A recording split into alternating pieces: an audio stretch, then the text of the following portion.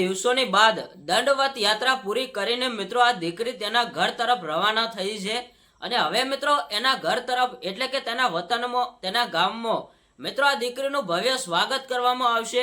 આ દીકરીનું મિત્રો અમદાવાદની અંદર સ્વાગત કરવામાં આવશે કારણ કે આ દીકરીએ મિત્રો અમદાવાદથી દ્વારકા સુધી દંડવત યાત્રા કરીને દ્વારકાધીશના દર્શન કરી લીધા।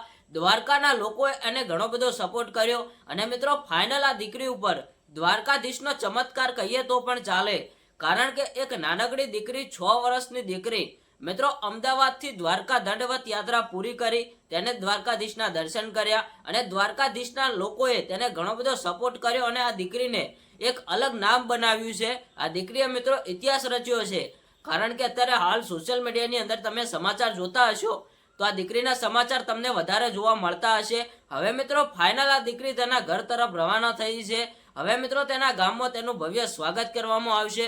મિત્રો આ દીકરીનું સ્વાગત દ્વારકામાં તો થયું જ હતું। આ દીકરી ચાલતી આવતી હતી ત્યારે પણ ઘણા બધા લોકો આનું સ્વાગત કરતા હતા પણ હવે મિત્રો આ દીકરી તેના ઘર તરફ જઈ રહી છે ત્યારે મિત્રો તેનું ભવ્ય સ્વાગત કરવામાં આવશે અને આ દીકરીને શું તમે સપોર્ટ કરો છો, આ દીકરી માટે તમે કોમેન્ટમાં શું લખવા માંગો છો એ જરૂરથી લખજો। અને અત્યારે હાલ સાક્ષાત ભગવાન કહીએ તો પણ ચાલે કારણ કે ઘણા બધા લોકો આ દીકરીને ભગવાન માની રહ્યા છે, આ દીકરીની પૂજા કરી રહ્યા છે।